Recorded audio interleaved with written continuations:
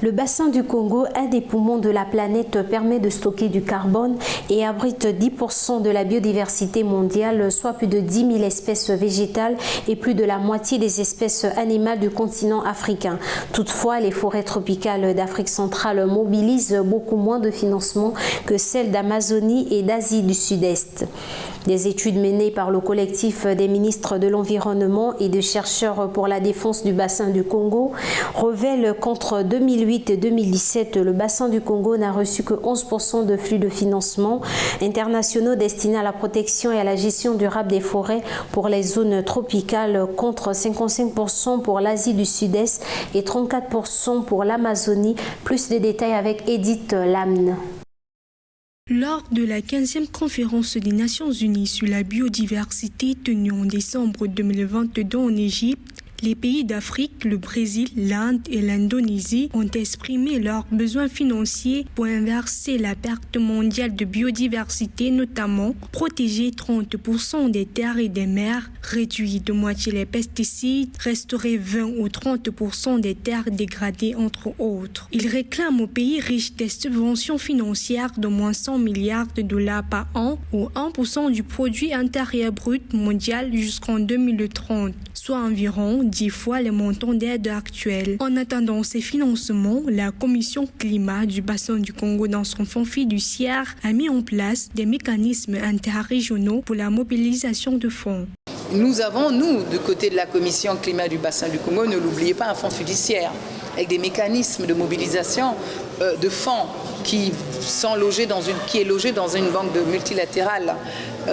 de développement. Le fonds bleu pour le bassin du Congo, à l'image du fonds de l'Amazonie,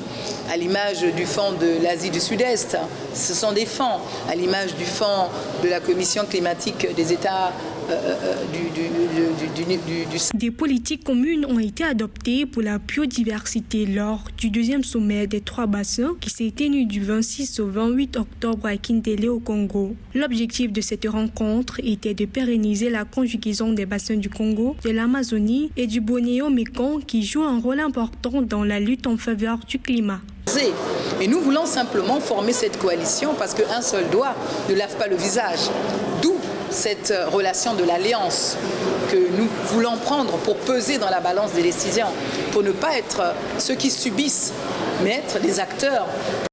Le bassin du Congo abrite les plus grandes tourbières tropicales du monde aux côtés du Brésil et de l'Indonésie. La forêt marécageuse tourbeuse du bassin du Congo stocke approximativement 29 milliards de tonnes de carbone, soit l'équivalent d'environ 3 années d'émissions de gaz à effet de serre à l'échelle mondiale, tandis que l'ensemble du bassin du Congo absorbe près de 1,5 milliard de tonnes de dioxyde de carbone par an. Les scientifiques du GIEC nous disent si nous touchons aux forêts qui stockent 1,5 milliard de gigatonnes de CO2 et si nous touchons au stock des tourbières qui, elles, stockent 31 milliards de gigatonnes de CO2, rien que le stock des tourbières, nous ne pourrons pas maintenir la température du climat de la planète en conformité avec l'accord de Paris à 1,5 degrés Celsius, mais nous allons basculer à 3-4 degrés Celsius.